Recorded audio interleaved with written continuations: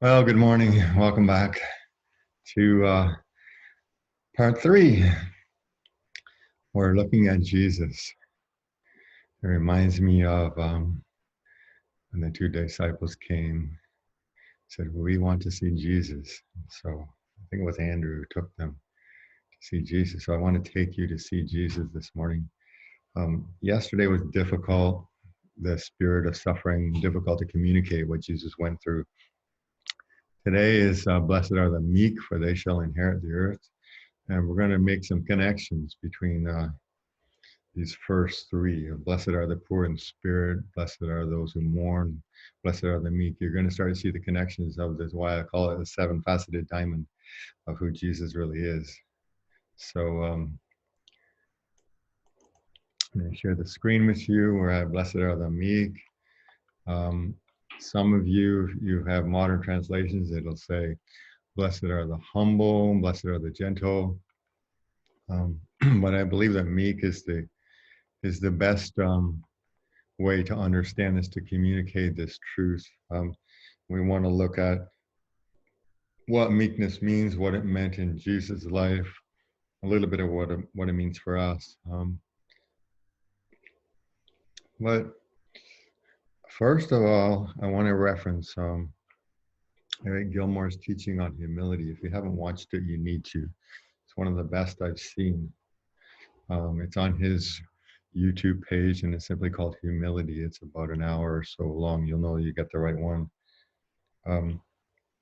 When he starts off his teaching with saying, by quoting Matthew 21:5, "Behold, thy king cometh meek."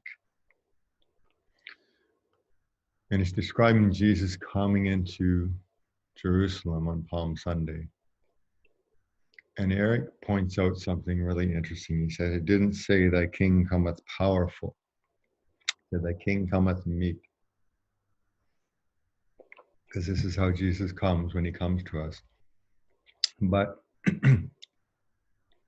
it's really interesting because even though he said thy king cometh meek, the prophecy that he quoted is from Zechariah 9:9. If you're using this app, this Bible Hub app, on the cross references, it points out that it's a direct quotation from Zechariah. Now let's look at it though. Rejoice greatly, O daughter of Zion. Shout aloud, O daughter of Jerusalem. Behold, your king is coming to you, righteous and victorious. Yet he is humble, riding on a donkey, the foal of a donkey.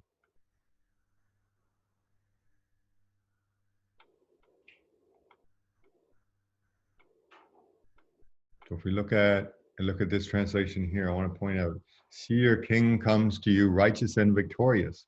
So it's almost like Zechariah did say your king comes powerful. So why did Jesus only quote your king comes meek? Or why did Matthew, when he was referencing it? And you'll notice, if you study the Old Testament at all, often they will have prophecies of the first and second comings blended together without any context, without any comment. And it's up to us to tease out the difference. And I think it's interesting here because instead of having the first coming first and then the second coming second, he jumps right to the second coming. And they often did this in the prophets. Your king comes to you righteous and victorious. But I'm going to suggest to you that you need to receive him as meek before you can receive him as victorious. And this is why Matthew said this took place to fulfill what was spoken. This time, Jesus was fulfilling your king comes to you meek. When he comes the second time, he will be fulfilling your king comes to you righteous and victorious. Because it takes us right into Matthew 11. I am meek and lowly in heart. It's his very nature. So Jesus was coming to display the character of God, his nature The conquest will come later, but first we need to receive him as meek. And I found an excellent explanation of what meekness is, because we struggle with that in our culture. What does it mean to be meek? I'm just going to read this. Meekness is submission voluntarily to the will of another in order to patiently obey and do the word of another. It is patient endurance in submission and obedience. It's voluntary submission to the will of another. I am gentle and humble, gentle and lowly. I am meek and humble in heart. That would be meek and lowly in heart. That would be King James. And this pulls us right back into the first two lessons, when we looked at him being poor in spirit and what that meant, and blessed are those who mourn the spirit of suffering, what that meant. Because remember, when we looked at poor in spirit, we looked at this verse. He did not come to be served, but to serve and to give his life as a ransom for many. He came as a willing servant, poor in spirit, willing even to suffer and to give his life as a ransom for many. But he also came as a beloved child, eager to imitate his father. And there's this verse here, English Standard Version. I can do nothing on my own. As I hear, I judge, and my judgment is just, because I seek not my own will, but the will of him who sent me. He was eager to imitate his father, even to the point of if his own will had to surrender to his father's will. And we see it again in John 6:38. I have come down from heaven not to do my own will, but the will of him who sent me. Even if it meant suffering. And it pulls us right into yesterday's lesson, the Garden of Gethsemane.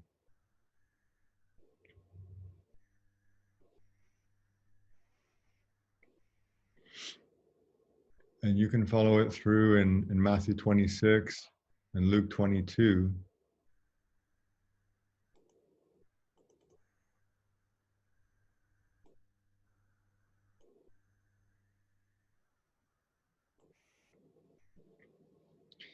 Jesus asked the Lord 3 times to change his mind. Take this cup from me, this cup of suffering that he was about to endure. Take this cup from me. And the struggle was so great, we know that he sweat drops of blood. And finally, he was able to say, I don't want what I want what you want. Not my will, but thine be done. Full surrender, and I would say that's meekness personified. If we show the verse,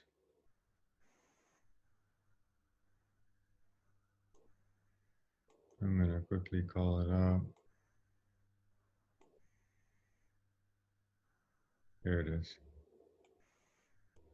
26:39. If it is possible, may this cup be taken from me, yet not as I will, but as you will. He was literally saying, I don't want what I want what you want. And I love this aspect of Jesus, because this is full surrender. Have you ever felt like a bad Christian because you struggle so hard with the idea of surrender? The solution is not to try harder. The solution is to join Jesus in the garden. Join him there and let him wrestle it through for you, because he doesn't want to just make you meek, but to give you himself, who is meekness. Blessed are the meek. It's the very character of Jesus, meek and lowly, not just as an outward attribute, but meek and lowly in heart. So now we're going to take some time and we're going to tease out this idea of meekness even a little bit further. Numbers 12:3 tells us that Moses was very meek, more than all people who were on the face of the earth. So I think we have a lot to learn from Moses when we're looking at meekness. It's interesting that he was the meekest man on earth, because later in Deuteronomy, God told him that he would send another prophet just like Moses, and that was Jesus, who was meek and lowly in heart. But let's look at this story. Let's back up a little bit. Numbers 12. The context. Miriam and Aaron spoke against Moses because of the Cushite woman who he had married, for he had married a Cushite. And they said, has the Lord indeed spoken only through Moses? Has he not spoken through us also? And the Lord heard it. Now, the man Moses was very meek, more than all people who were on the face of the earth. And suddenly the Lord said to Moses and to Aaron and Miriam, come out here, you three, to the tent of meeting. And they came out, and the Lord rebuked Aaron and Miriam, and he said, if there's a prophet among you, I make myself known to him in a vision or a dream, but with Moses I speak face to face. So why were you not afraid to speak against him? So they turn, Miriam becomes leprous, and Aaron says, please don't punish us.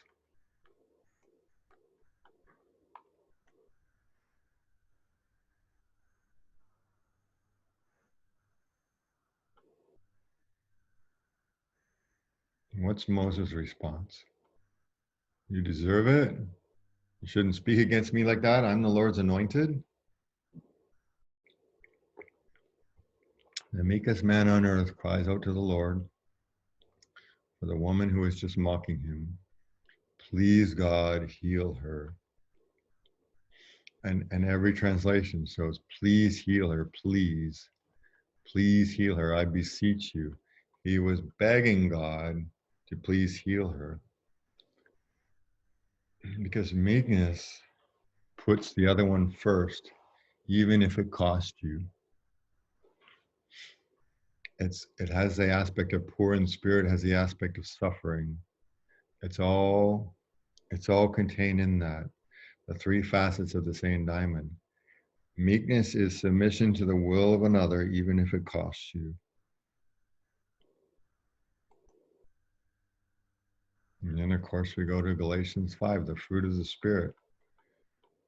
And guess what? You have to go into the King James to see it, but down here. But meekness is one of the fruit of the Spirit.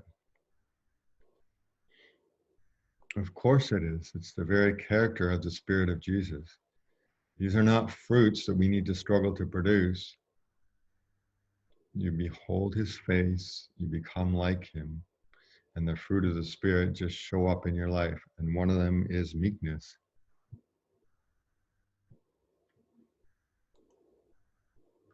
And I love this verse. Again, it's describing the Messiah. Which one should we look at? Which translation? I like this one. The study Bible.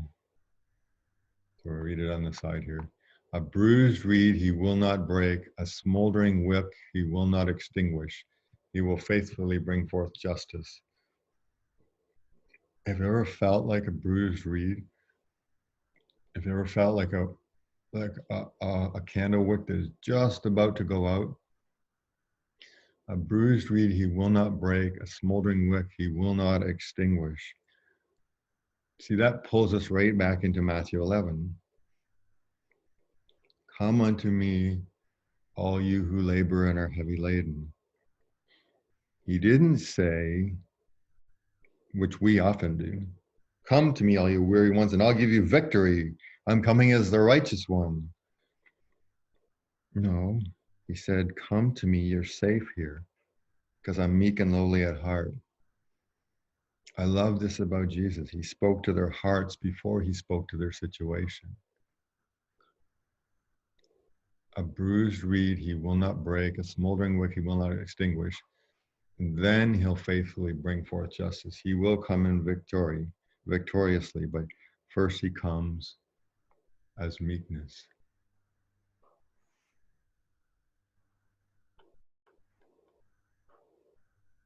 God's kindness leads you to repentance. There it is right here. It's his meekness, his gentleness, his kindness, his lowliness, his spirit of suffering that draws us towards him in repentance. Jesus is approachable. And that's why we can come to him. We don't have to stay back and beat ourselves up and endure the guilt and the shame. We can come directly to him because he's meek and lowly in heart.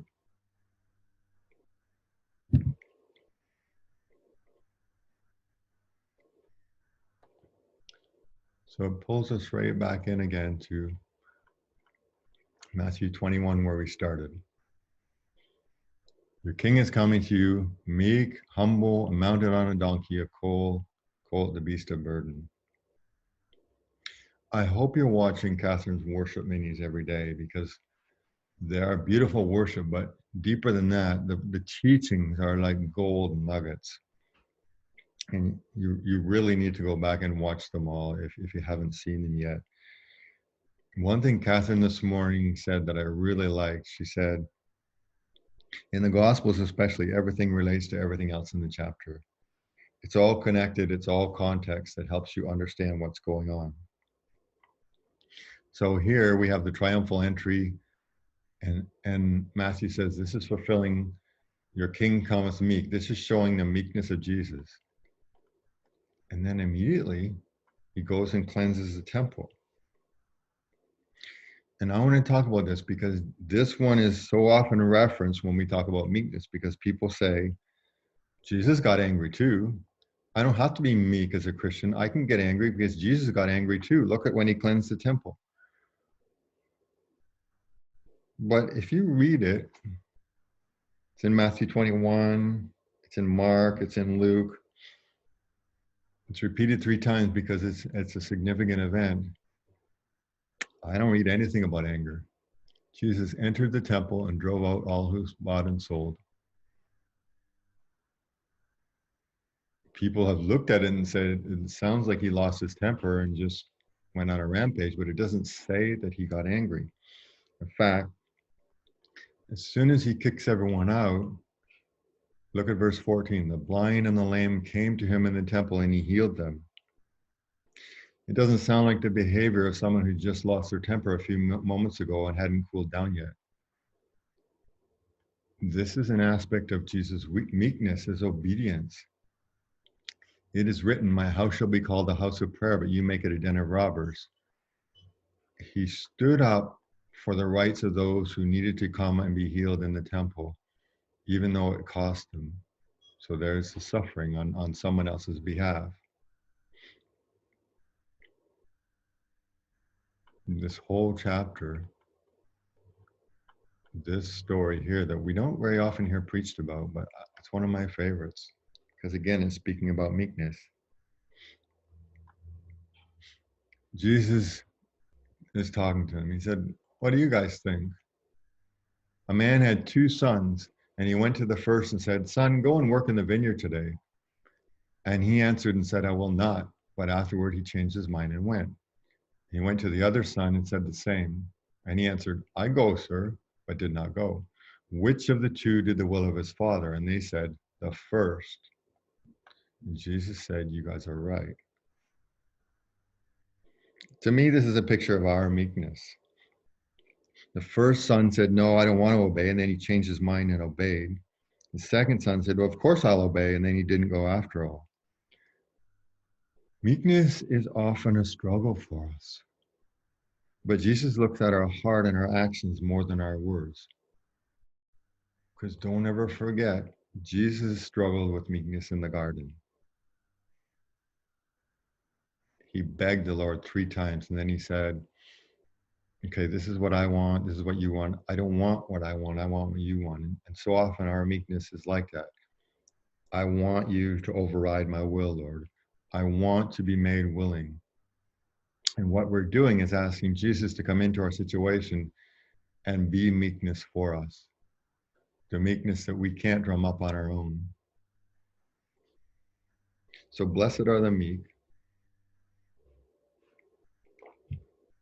It's the very character of Jesus that wants to be reflected in you as you turn your eyes upon him.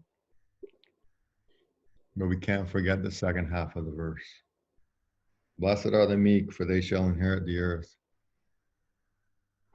Our society today is striving and grasping and grappling to get ahead, to inherit the earth through their own striving, their own strength. But Jesus said, blessed are the meek, for they shall inherit the earth. And how about in the life of Jesus? Remember Psalm 2, the Messianic Psalm? Look over here on the right-hand side. You are my son. Today I have become your father. So this is when you are my beloved son in whom I am well pleased. And then I believe it's talking about the crucifixion and resurrection. Today I have become your father. And then he says, ask me and I will make the nations your inheritance, the ends of the earth your possession. Because you have perfectly modeled meekness, I will give you the nations, the ends of the earth. You will inherit the earth. God keeps his promises. Psalm 22, the other messianic psalm that we referenced yesterday, because it's talking about his suffering on the cross. And you should read that whole chapter, because it starts off with, my God, why have you forsaken me?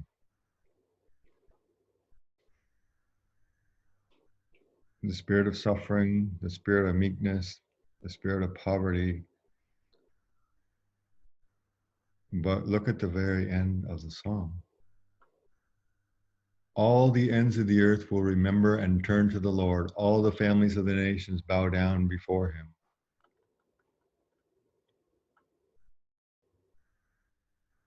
He's going to inherit the earth.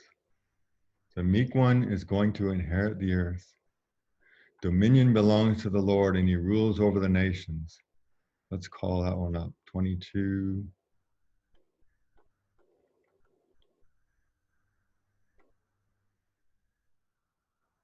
All the ends of the earth will remember and turn to the Lord. All the families of the nations will bow down before him.